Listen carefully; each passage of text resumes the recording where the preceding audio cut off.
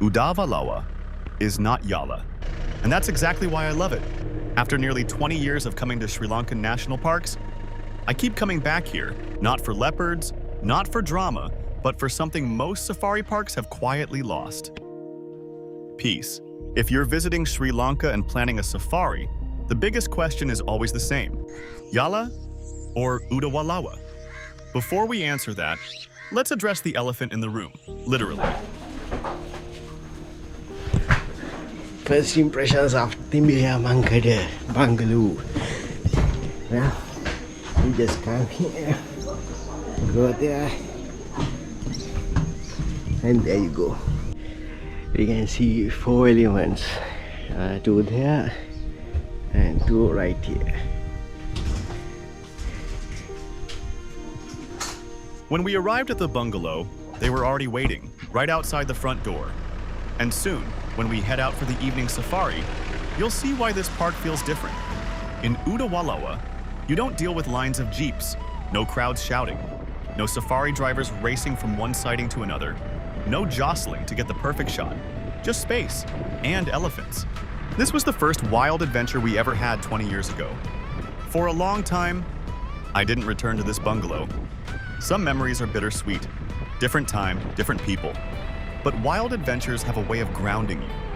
And somehow, coming back here felt right.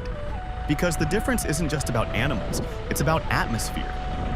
In Udawalawa National Park, you don't feel rushed the moment you enter the gate.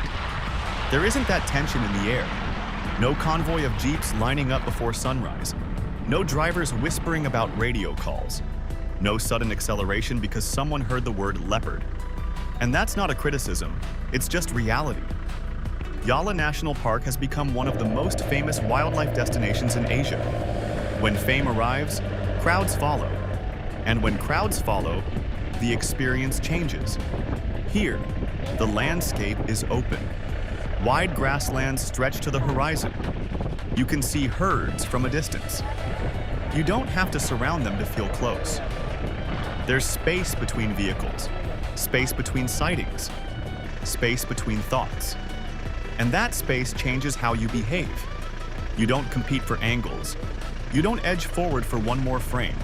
You slow down. You watch longer. You listen more. And slowly, the park starts to feel less like a safari attraction and more like an ecosystem you're quietly moving through. That's the difference. It's not about which park is better. It's about what kind of experience you're looking for. Excitement or stillness. Chase or presence. And after 20 years of visiting Sri Lankan national parks, I've learned something. The older I get, the less I want to chase wildlife, and the more I want to understand it. And Udawalawa allows that. This park has one of the highest densities of wild Asian elephants in the country, and you feel it immediately.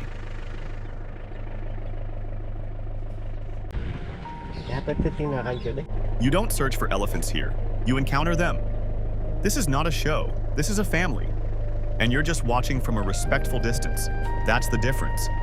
A moment of pure gentleness, a mother, her calf, walking slowly across the plain. The calf unsure, staying close to her side. If you've ever wondered why so many elephants call this specific place home, the answer is water, the Udawalawa Reservoir. Built decades ago, it's the lifeblood of this park. It means these herds never really have to leave. They have everything they need, right here. Even the orphaned babies rescued by the elephant transit home nearby are eventually released back into these very plains. It makes you feel good just being here, knowing this land is truly protecting them. But don't mistake peace for weakness, this is still wild. At one point, an elephant stepped onto the track ahead of us. It stopped, looked straight at us. Most people panic when they see a wild elephant turn and walk right toward their jeep. But you don't need to. You just need to watch, to observe how the animal is acting. Is it alarmed, angry, or just relaxed? You look at the ears. Are they flapping slowly, just keeping the heat away? Or are they pinned back, flared wide out to the sides, trying to make itself look bigger? Is its trunk swinging naturally, or is it tucked in tight? When you understand the behavior, the fear disappears, and what's left is just presence. No aggression, no charge, just presence. It walked toward the vehicle slowly, deliberately. Then came that deep rumble. You feel it in your chest more than you hear it. A warning, a reminder. We didn't move, we didn't push forward. We gave it the space it was asking for. And after a few long seconds, it turned and disappeared into the jungle. That's how it should be. Not dominance, not fear, respect. So, Yala or Udawalawa?